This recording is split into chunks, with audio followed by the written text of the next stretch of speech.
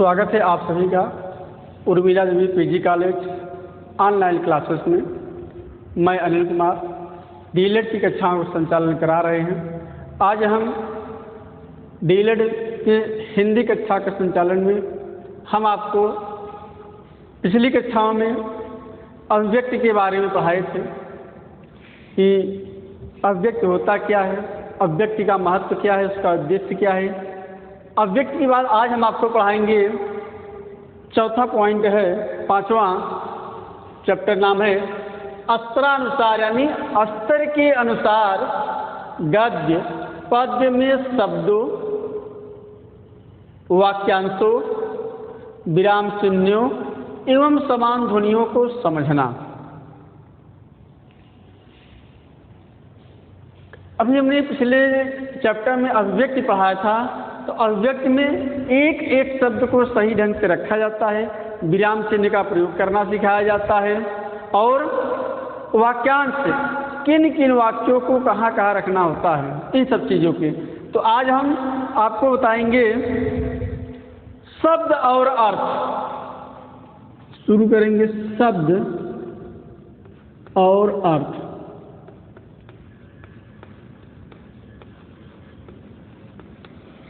शब्द जैसे सबको मालूम है कि कई वर्ड मिलकर शब्द बनाते हैं और हर शब्द का कुछ न कुछ निश्चित अर्थ होता है। लेकिन कैसे शब्द? जो सार्थक शब्द होते हैं, सार्थक शब्द के कुछ निश्चित अर्थ होते हैं। ठीक, तो वही है शब्द और अर्थ, यानी वर्णों को मिलाकर हम क्या बनाते हैं? शब्द। और वर्णों का ऐसा समूह जिससे कोई भाव प्रकट होता है वह शब्द कहलाता है। शब्द क्या कहलाता है?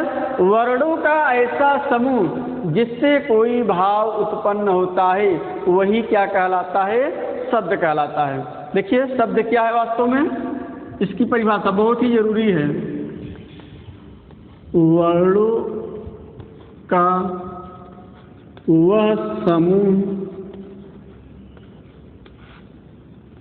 जो भाव उत्पन्न करता है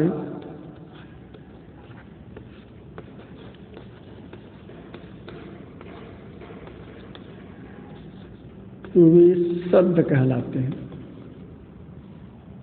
क्या है ये? ठीक, इन्होंने कहा कि वर्णों का वह समूह। वर्ण मतलब क्या जाएंगे? इसे कमल लिखना है, कमल। अब परिभाषा देखिए, वर्णों का वह समूह जो भाव उत्पन्न करता है। तो वर्ण, एक वर्ण हो गया क, दूसरा वर्ण हो गया म, तीसरा वर्ण हो गया ल।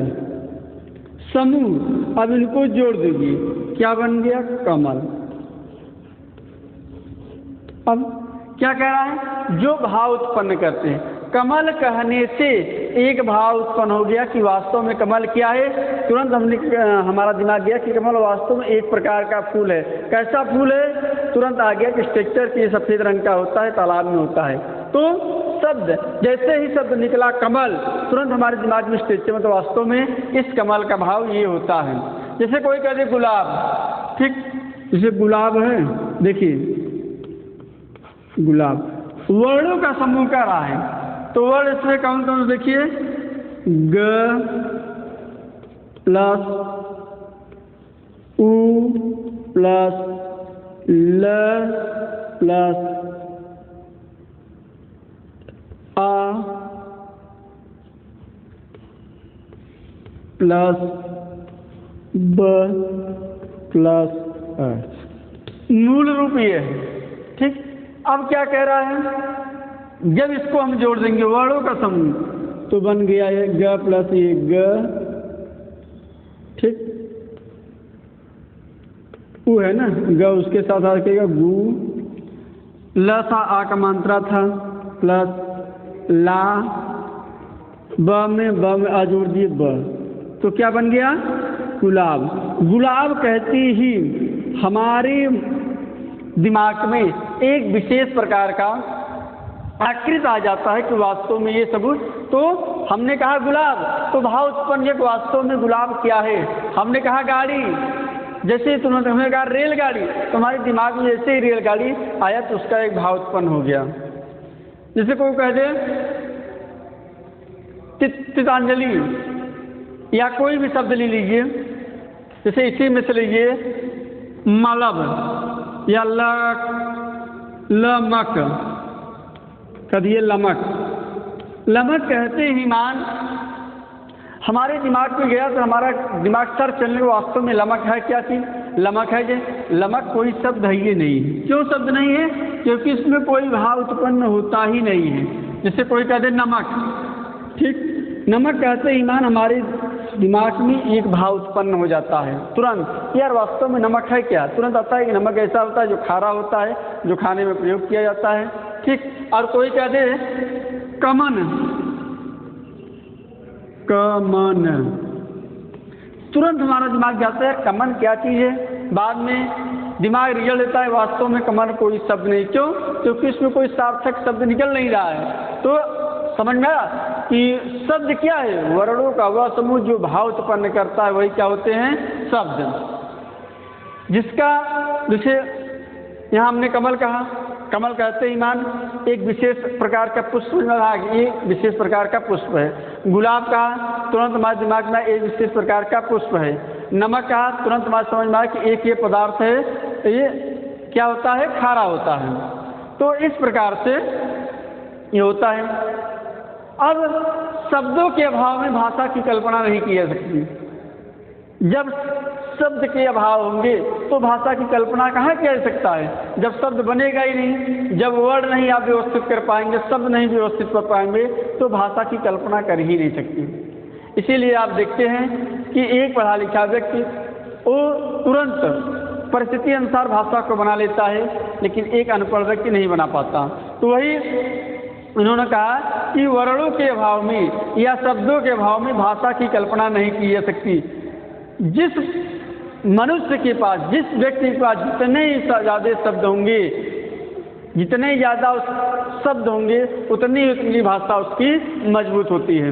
अक्सर आप लोगों ने देखा होगा, जैसे इंग्लिश ले लीजिए, अंग्रेजी की बात होती है, इंग्लिश की बात होती है, तो जिसके पास जितने ज़्यादा शब्द भंडार होता है, शब्द का अर्थ मालूम होता है, उसका उतना ही भाषा का पकड़ होता है।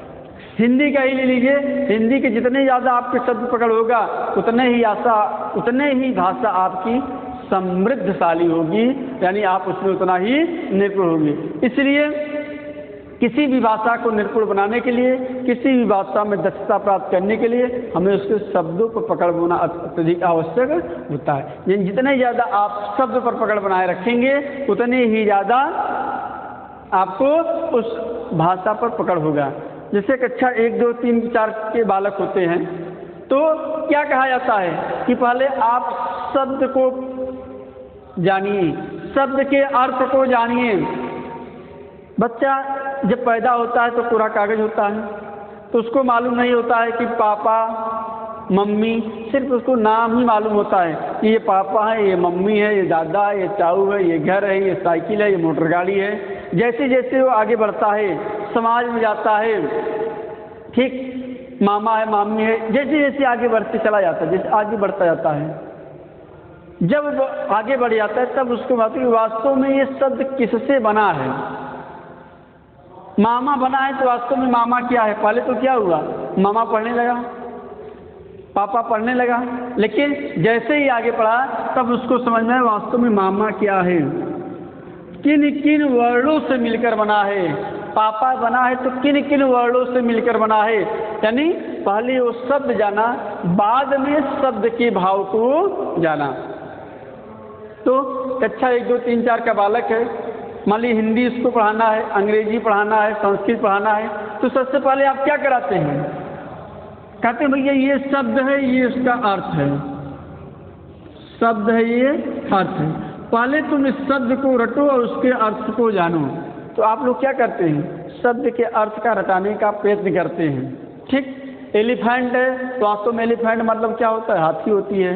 तो ये क्या है, पहले एक शब्द होता है तो शब्द के अर्थ। अब जितने ज़्यादा उस शब्द के अर्थ को जानेगा उतने ही ज़्यादा उसको भाषा में पकड़ होगी। उसी प्रकार कक्षा 1, 2, 3 का बालक है, शुरुआती है, पहले मनुष्य कहते हैं क ख ग घ अंग्य पढ़ाते हैं शुरुआत में, आ ई, तब उसको क्या कराते हैं 12 खड़ी पढ़ाते हैं। 12 खड़ी मतलब सारे मात्राओं का प्रयोग, क का की, इस प्रकार से। जब वो जान लेता है तब क्या करते हैं, देखिए वर्णों से शब्दों का निर्माण बना बता रहे हैं। जब वो जान लेता है तब वो क्या कराते हैं आप लोग, जब एक वर्ण जान लिया, अब वर्णों को मिलाकर शब्द बना, जिससे कहते हैं घर, चल, जल, नल। यानी पहले सिंपल वर्णों को मिलाकर तब क्या बनाता है शब्द। फिर उसके बाद 2 वर्ण जान लिया तो तीसरा कमल, नयन, इस हिसाब से उसको 3 वर्ण। जब 3 वर्ण बना लिया तब क्या हुआ, मात्रा बनाना सिखाते हैं। इस प्रकार शब्द और अर्थ को हम जानने का प्रयत्न करते हैं। अब शब्दों को निम्नलिखित प्रकार से परिभाषित किया जा सकता है। शब्दों को हम निम्नलिखित प्रकार से परिभाषित कर सकते हैं। 4-5 परिभाषाएं हैं जिसके आधार पर स्पष्ट हो जाएगा कि वास्तव में शब्द क्या होते हैं।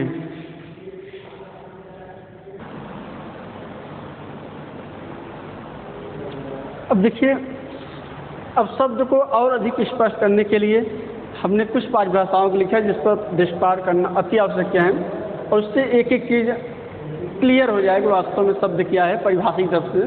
परिभाषा का मतलब होता है किसी को बांध देना, एक सार्थक शब्द। हम देखिए, पहला है अक्षरों या वर्णों के समुदाय विशेष शब्द बनाते हैं।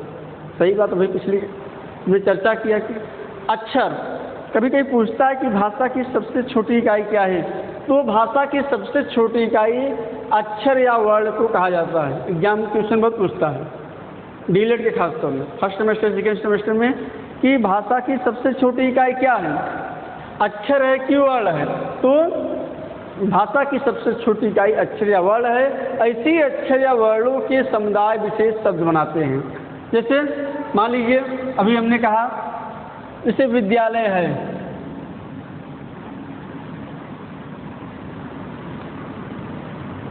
सड़क है, ठीक, मान लीजिए पानी है, ये सब क्या है, अक्षर या वर्ण है। एक एक अक्षर या वर्ण मिला लीजिए, ठीक, जैसे भी हुआ ना, अभी हमने पिछले के विद्या, वी प्लस दा प्लस ल प्लस ये क्या हो गया, अक्षर हो गए। इसको और तोड़ेंगे तो ऐसे इस प्रकार से भी हमने लिखा था, व प्लस ई प्लस, ठीक, द प्लस ध प्लस न प्लस ल प्लस अ प्लस इस हिसाब से, ठीक। जब हम इनको मिलाएंगे तो क्या बन जाता है, ये विद्यालय, ठीक। और सड़क है, कैसे बनता है, तो हमारे कहने का मतलब अक्षर या वर्णों के समुदाय विशेष शब्द बनाते हैं। 2 या 2 से अधिक अक्षर या वर्ण मिल जाए और वो समुदाय के हों, ठीक, तो ये क्या बना देते हैं, वर्ण बना शब्द बन जाते हैं। तो वर्ण कैसे मिलते हैं, जब अक्षर कई अक्षर मिलकर जब आपस मिल जाते हैं तो बना देते हैं शब्द। चलिए दूसरी बात देखिए, तो पहला याद हो गया, अक्षर या वर्णों समुदाय विशेष से शब्द बनाते हैं। इसको याद कर लिए, कभी कभी पूछता है।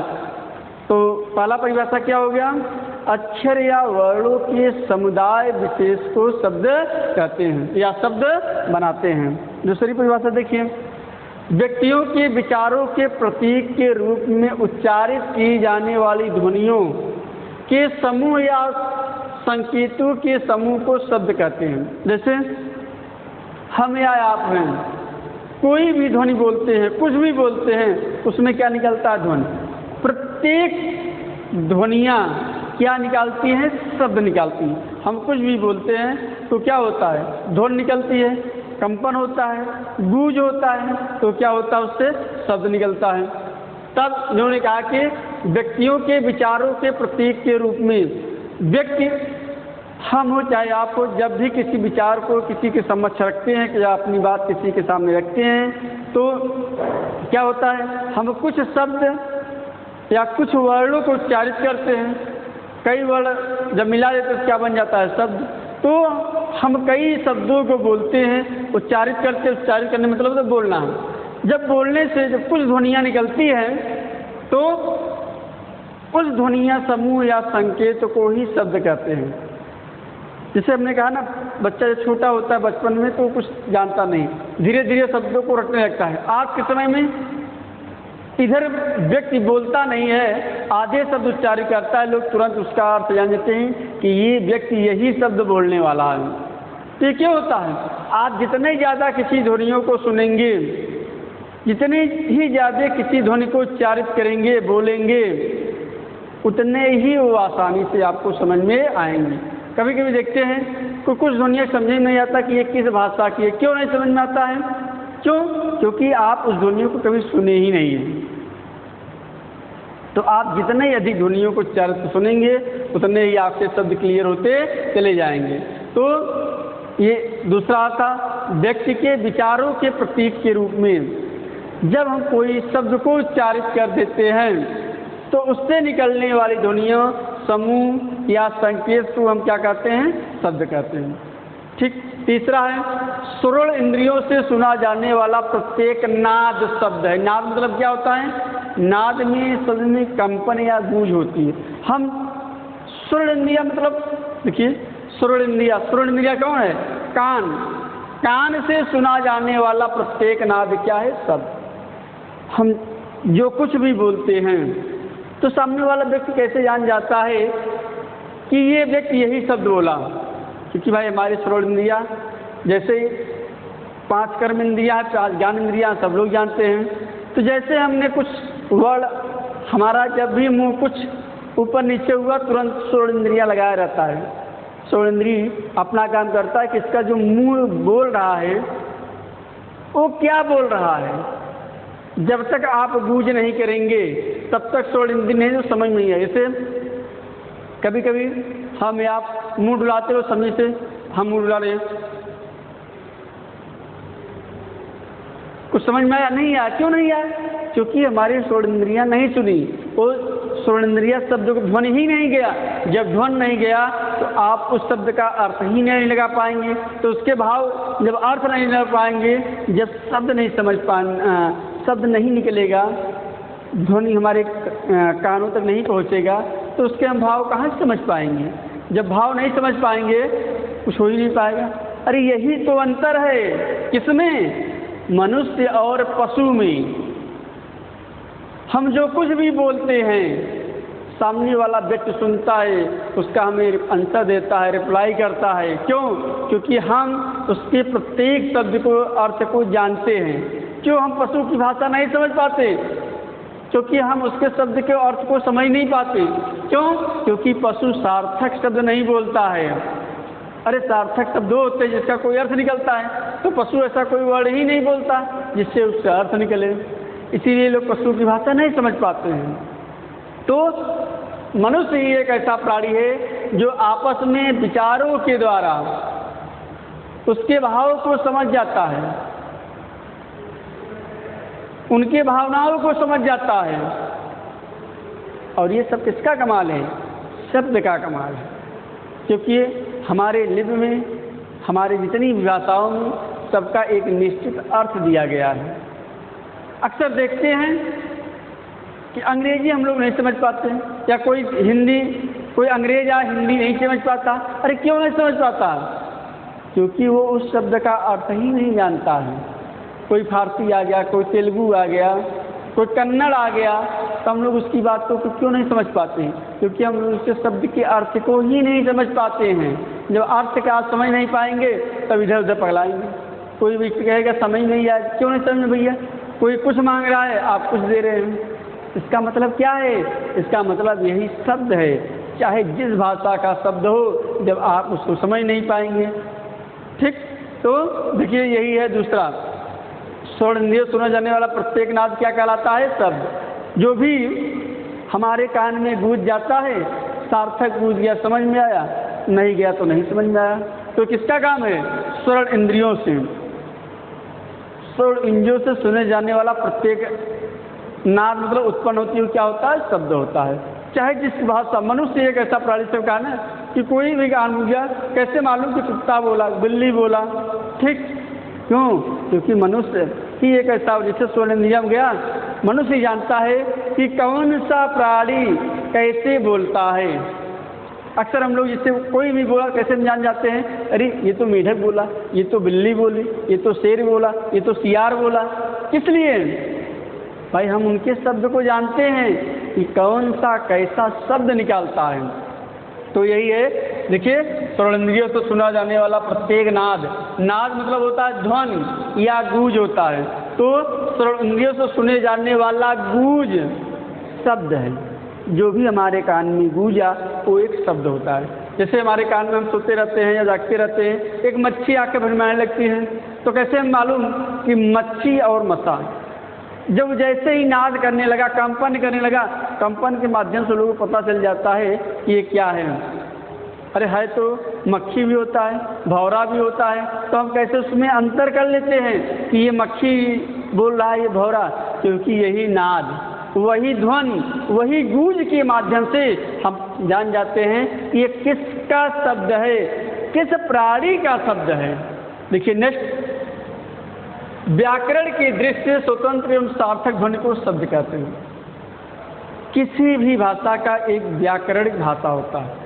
व्याकरणिक भाषा का मतलब होता है वो भाषा सुव्यवस्थित और सुसंगठित होगा।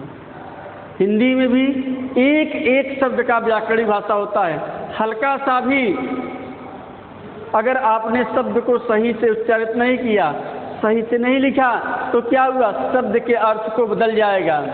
ठीक, जैसे ही कोई शब्द होता है तुरंत उसके शब्द के अर्थ क्या हो जाता है? बदल जाता है।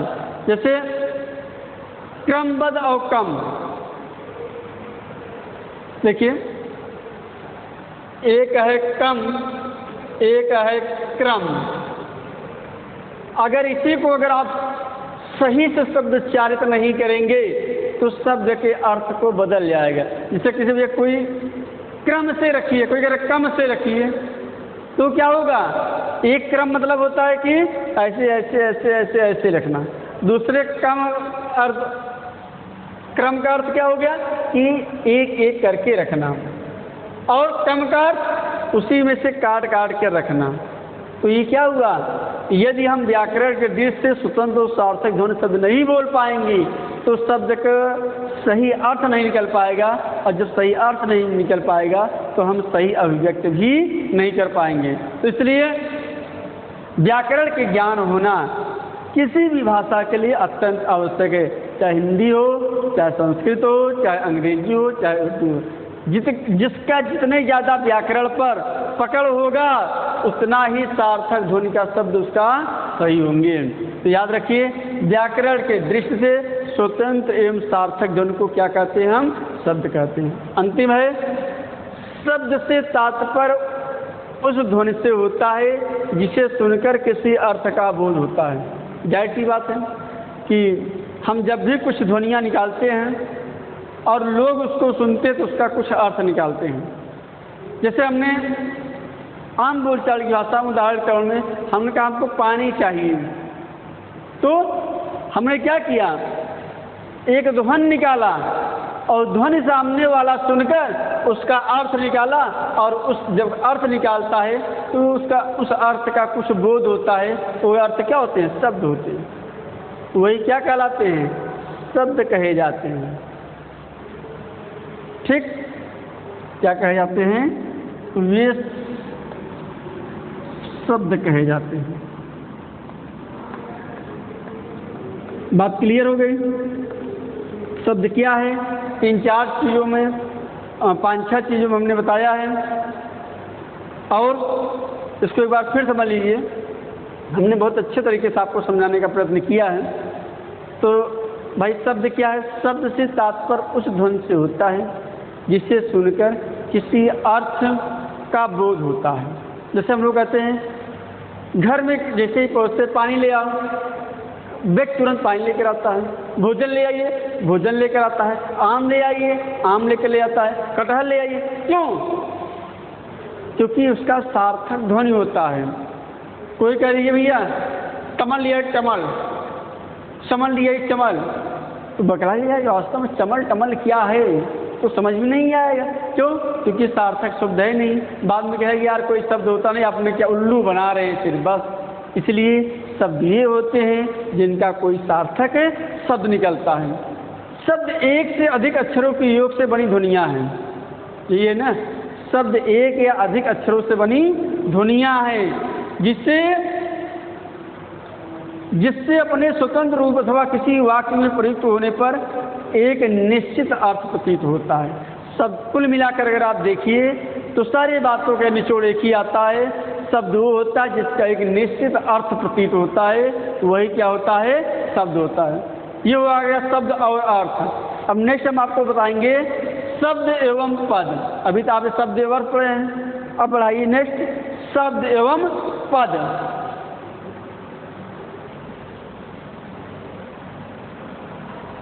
नेक्स्ट है शब्द और पद।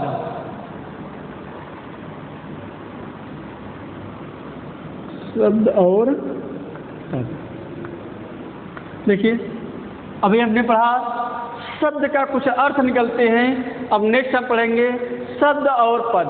वास्तव में शब्द और पद होते क्या हैं? हम भाषा का प्रयोग क्यों करते हैं? हम भाषा का प्रयोग अपनी भावों, अपनी विचारों को अभिव्यक्त करने के लिए एवं ग्रहण करने के लिए हम भाषा का प्रयोग करते हैं। तो हम जब भी कोई भाषा का प्रयोग करते हैं इसका मतलब होता है कि किसी अर्थ को या किसी भाव को समझना ही होता है।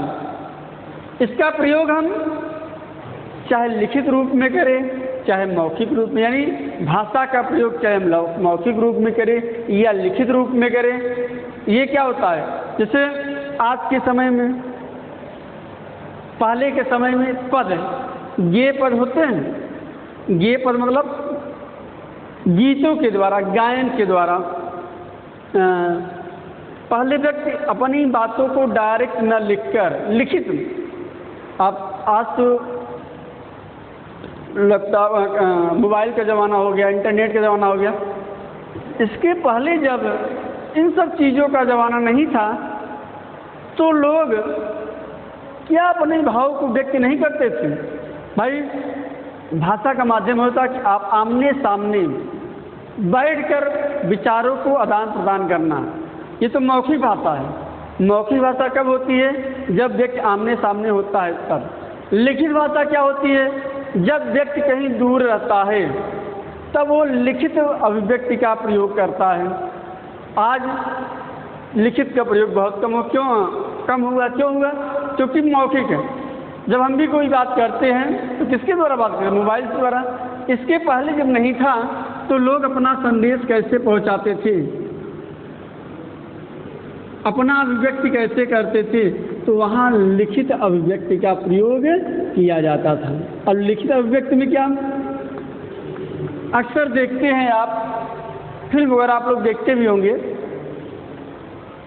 आज से मान चलिए बहुत ज़्यादा नहीं, 50 साल पहले लेकर चलते हैं हम आपको, तो लोग अपनी भाव को, अपने विचारों को कैसे व्यक्त करते थे? भाई उस समय मोबाइल का ज़माना था नहीं, इंटरनेट का ज़माना था नहीं, तो लोग क्या अपने भाव विचार नहीं, उस समय और अच्छे से अपने भाव विचारों को व्यक्त करते थे। किसी पद के माध्यम से, किसी गीत के माध्यम से वो अपनी भाव को उनके प्रति, और उसमें एक भाव छिपा रहता था। प्रत्येक शब्द का कुछ न कुछ विशेष अर्थ होता था जिसके द्वारा वो अपनी बातों को कहते थे। मान लीजिए किसी का पुत्र दूसरे देश में गया हुआ है, तो क्या आप उसके हाल चाल लेने के लिए अभिव्यक्त नहीं हुआ था? अभिव्यक्त होता था। कैसे? लिखित अभिव्यक्त। लिखित अभिव्यक्त होता था। एक प्रेमी और प्रेमिका जब होते थे तो अपनी बातों को दूसरे तक पहुंचाने के लिए क्या करते थे? किसी गेय पद का सहारा लेते थे, किसी गायन पद का सहारा लेते थे। तो वही है शब्द और पद। देखिए किसी भी स्थिति में अपनी वाक्य के सहारे एक दूसरे तक पहुंचाते थे। किसी भी स्थिति में किसके सहारे? वाक्य के सहारे। कहाँ पहुंचाते? दूसरे पद के पास पहुंचाते थे। जब वो गायन पद के साथ अपनी बात को व्यक्त करते थे तब उसमें एक भाव छिपा रहता था। भाई पद वही है, ठीक। तो मौखिक अभिव्यक्ति क्या होता है? जब हम आमने सामने होते तो मौखिक अभिव्यक्ति का प्रयोग होता था। और लिखित अभिव्यक्ति क्या था? जब हम दूर बैठे व्यक्ति को यहाँ से 100 किलोमीटर, 200 किलोमीटर, 1000 किलोमीटर जब व्यक्ति बैठा रहता था पहले, तब लिखित अभिव्यक्ति का प्रयोग किया जाता था। तो शब्द और पद का यही होता था। अब शब्द वास्तव में क्या है, पद क्या है? देखिए, पद को वाक्य भी कहते हैं। जब दो या दो से अधिक, जब इसकी हम एक परिभाषा लिखते हैं और उस पर हम आपको अच्छे समझाते हैं कि वास्तव में परिभाषा क्या है। देख लीजिए,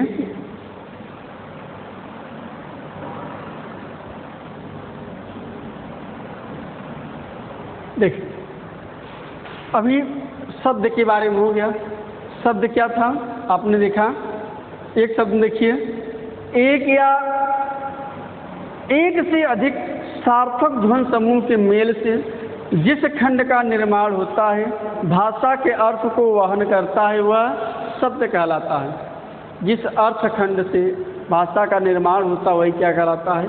शब्द। अब शब्द की कुछ विशेषताएं होती हैं, देख लीजिए। शब्द की विशेषताएं, हर व्यक्ति की, हर चीज़ की कुछ न कुछ विशेषताएं होती हैं। शब्दों के मेल से वाक्य बनता है। जब कई शब्द मिल जाते हैं और आपस में मिला दिया जाता है तो वाक्य बनता है। कभी कभी क्वेश्चन पूछता है कि भाषा की सबसे छोटी इकाई क्या है? तो भाषा की सबसे छोटी इकाई क्या है? अभी हमने आपको बताया, अक्षर या वर्ड है। और भाषा की सबसे बड़ी इकाई क्या है? भाषा की सबसे बड़ी इकाई वाक्य कहलाता है, वाक्य। और सबसे छोटा क्या है? वर्ड। देखिए यहाँ क्या कह रहे हैं, शब्दों के मेल से वाक्य बनता है। जैसे राम है, एक शब्द है, दूसरा घर है, तीसरा क्रिया है।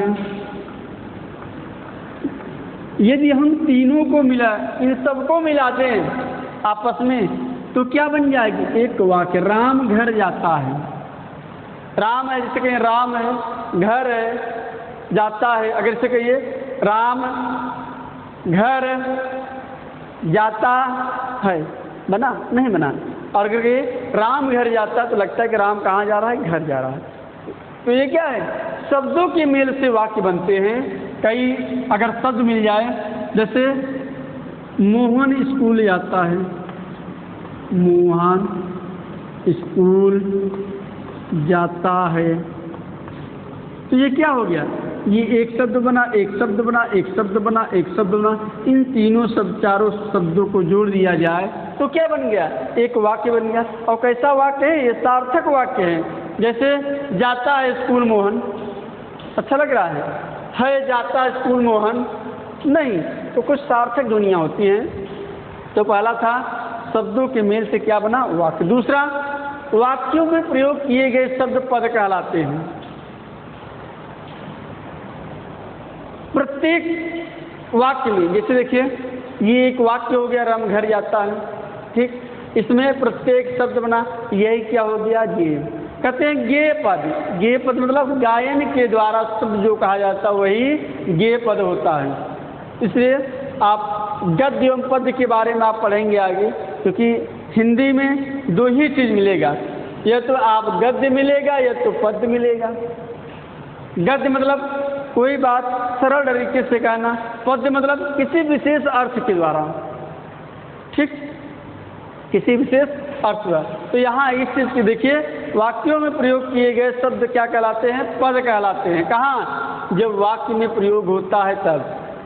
जैसे तेरे दो, इस हिसाब से कोई भी होता है। आजकल के पहले के गीत, कोई भी गीत ले लीजिए पहले के ज़माने के, उसमें देखिए एक जो भी गे पद होते हैं, चाहे सूरदास के ले लीजिए गे पद, चाहे कबीर दास के लिए, चाहे मीरा का ले लीजिए, उन सब का एक विशेष अर्थ निकलता था। कोई भी कवि होता है उसमें शब्दों में, उसके शब्द में तो चमत्कार होता है, साथ में अर्थों में भी चमत्कार होता है। तो इन्होंने यही कहा कि वाक्य में प्रयोग किए गए शब्द पद कहलाते हैं। तीसरा, शब्दों के बिना भाषा बेकार है। सही बात है, यदि शब्द न हो तो भाषा क्या है? अरे हम बोल रहे हैं क्या है? ये भाषा हिंदी भाषा है, अगर इसमें शब्द ही ना मिले तो ये भाषा क्या है? बेकार है। हम कहते हैं ना ये मनुष्यों की भाषा है, ये पशुओं की भाषा है, ये चिड़ियों की भाषा है। क्यों मनुष्य की भाषा को सर्वश्रेष्ठ कहा गया है? क्योंकि मनुष्य के प्रत्येक भाषा के प्रत्येक शब्द का अर्थ निकलता है और पशु पक्षी चिड़ियों का कोई अर्थ नहीं है। एक ही शब्द बोलेंगे, एक ही वाक्य को बार बार दोहराएंगे, उसका कोई अर्थ ही नहीं निकलता है। मनुष्य बहुत कमी है कि एक ही बार में कोई बात बार बार दोहराए। तो एक निश्चित अर्थ की तरफ बढ़ते हैं, एक निश्चित शब्द की तरफ बढ़ते हैं। लेकिन मनुष्य के अलावा कोई भी पशु पक्षी हो, सिर्फ एक ही वर्ड बोलते हैं, एक ही शब्द बोलते हैं वो, ठीक, उससे ज़्यादा नहीं। तो यदि शब्दों में भाषा न हो, और हिंदी एक ऐसा भाषा है जिसका भाषा भंडार या शब्द भंडार अत्यधिक विशाल है। क्यों विशाल है? क्योंकि हिंदी को पंचमेल खिचड़ी कहा जाता है। किस लिए खिचड़ी कहा जाता है? ये सारे भाषाओं को अपने अंदर समाहित किया हुआ है। हिंदी तो हिंदी, संस्कृत भाषा को अपने अंदर समाहित किया हुआ है, उर्दू भाषा को अपने अंदर समाहित किया हुआ है, फारसी भाषा को अपने अंदर समाहित किया है। भाई जब जिसका इतना भाषा विशाल होगा तो क्या भाषा बेकार हो सकती है? नहीं। तो सबसे सर्वश्रेष्ठ भाषा हमारी हिंदी है। क्यों है? क्योंकि ये सभी को अपने अंदर समाहित की हुई है, किसी का अनादर नहीं किया है।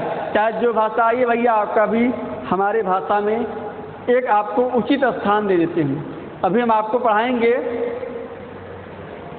देश नहीं विदेश भाषा, उसमें सारी चीज़ों का कैलकुलेशन है, चर्चा होगी।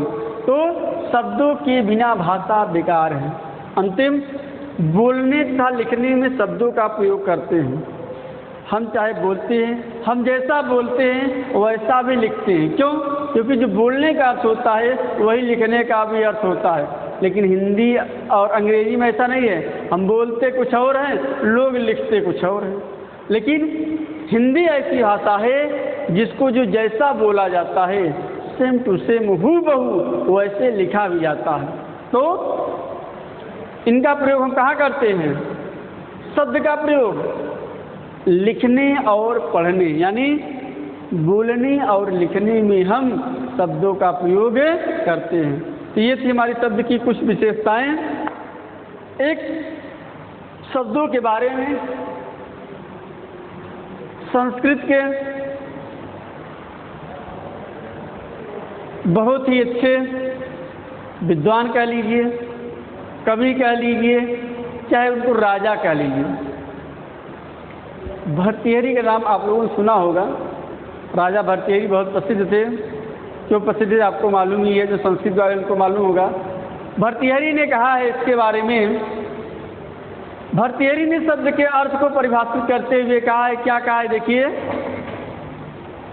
शब्द के उच्चारण से जिसकी प्रतीत होती है वही उसका अर्थ होता है, अर्थ का कोई दूसरा लक्षण नहीं होता है।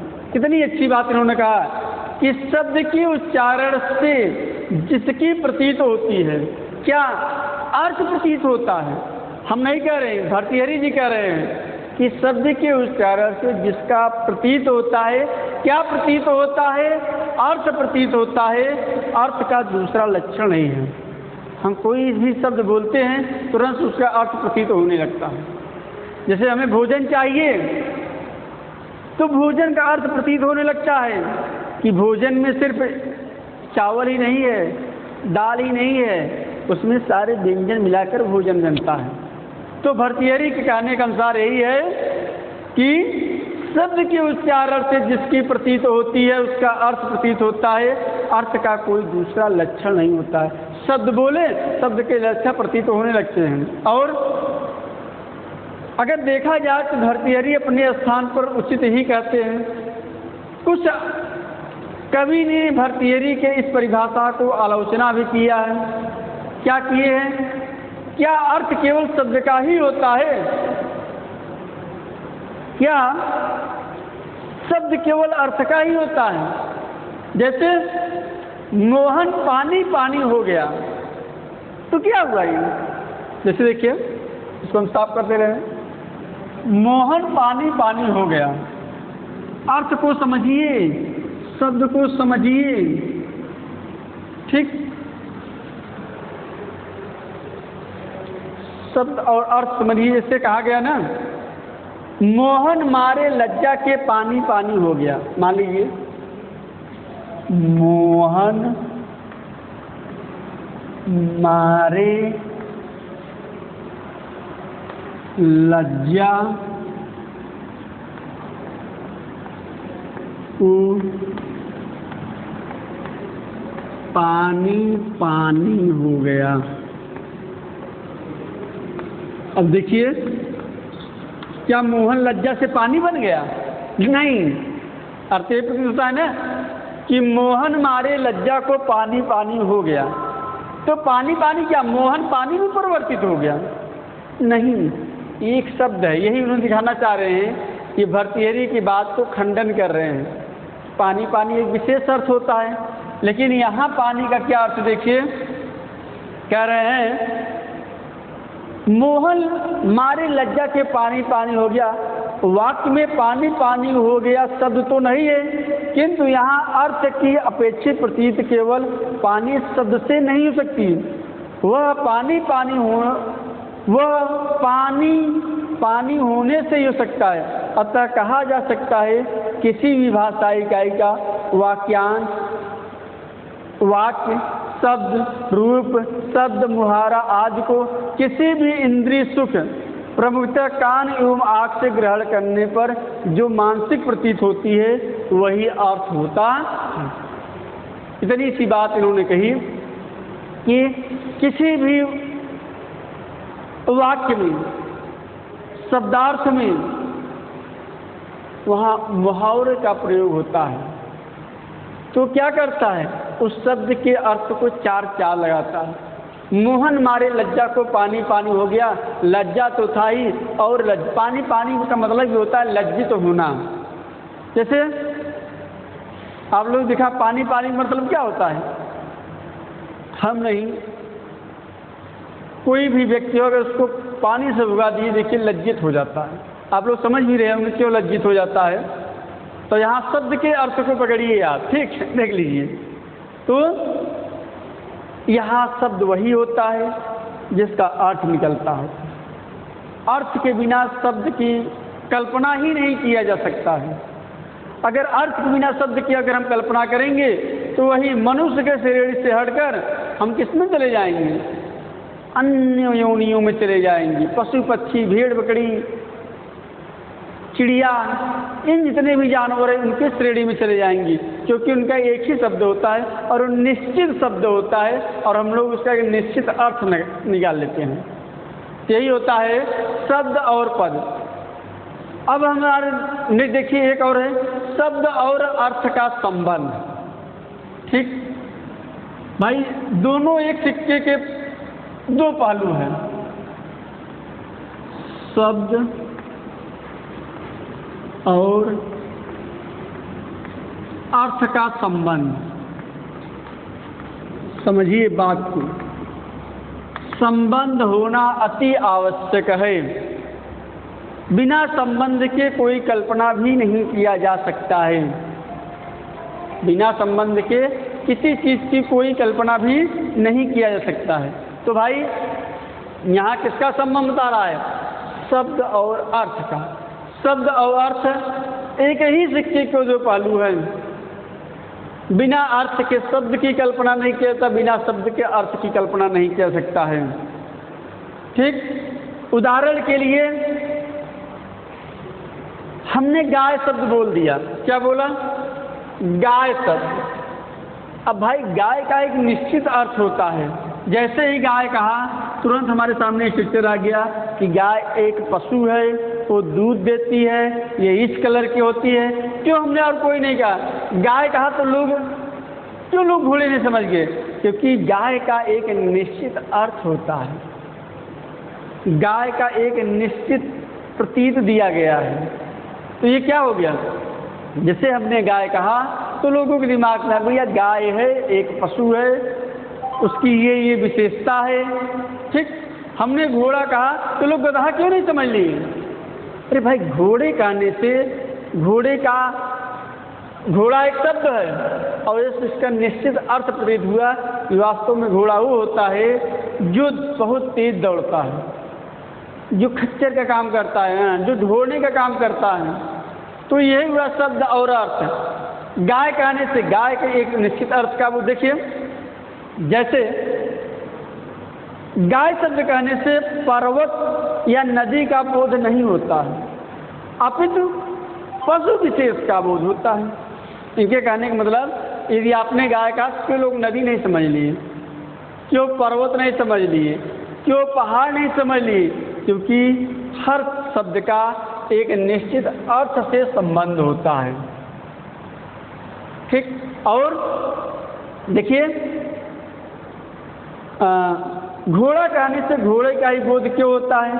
क्यों नहीं गाय, कोयल था कुत्ते का बोध होता है? उच्च जिज्ञासा का समाधान ही शब्द और शब्द के अर्थ का संबंध का ध्रुव।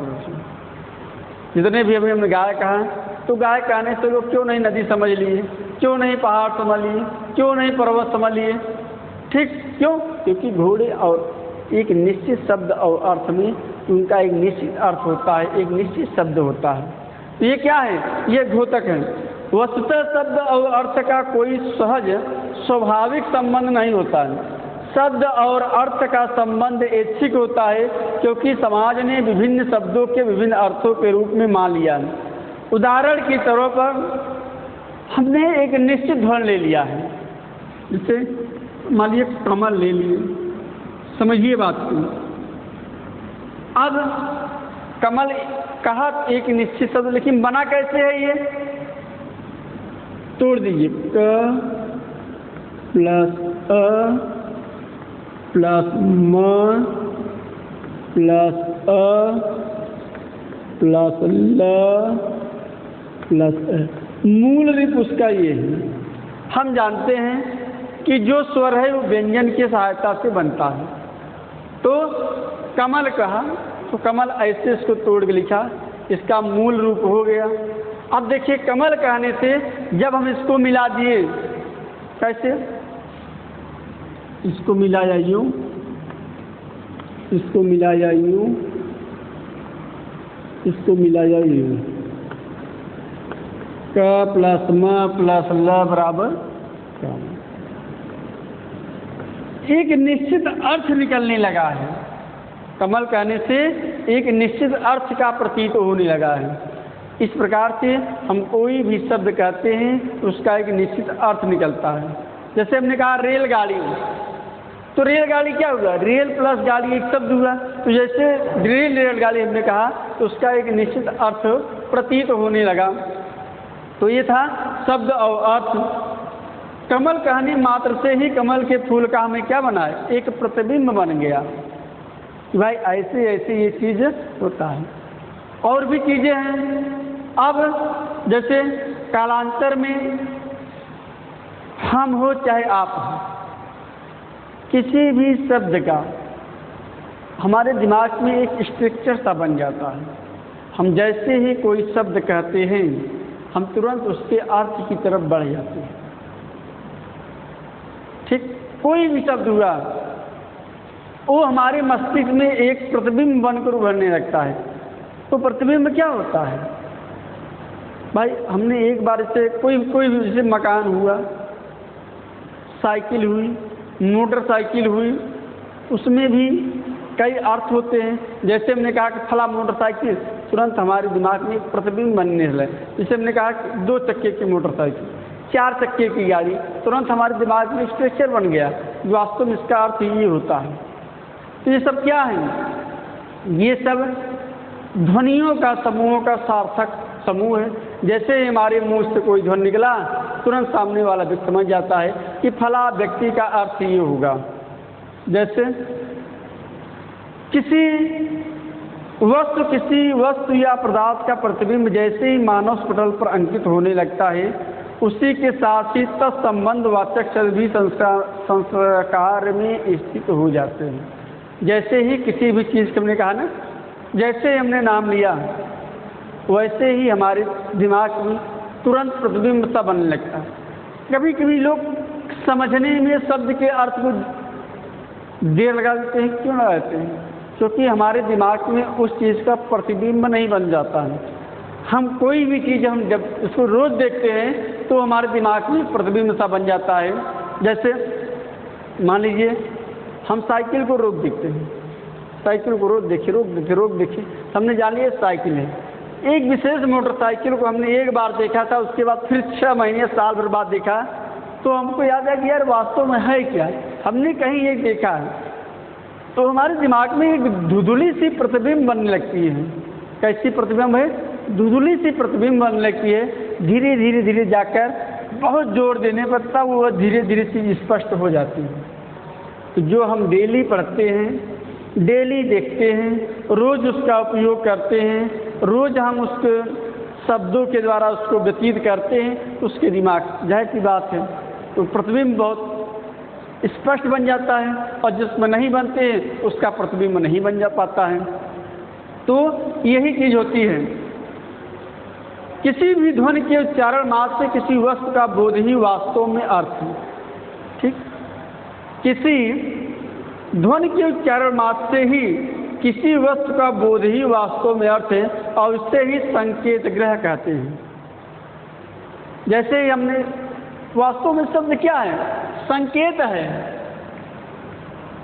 जैसे पानी हमको चाहिए तो हमने एक शब्द बना दिया पानी, इसका संज्ञा दे दिया पानी। जैसे हमने पानी कहा तो ये पानी एक संकेत हो गया। किसका? शब्द के माध्यम से। जैसे हमने भोजन कहा तो भोजन क्या हुआ? एक संकेत हो गया।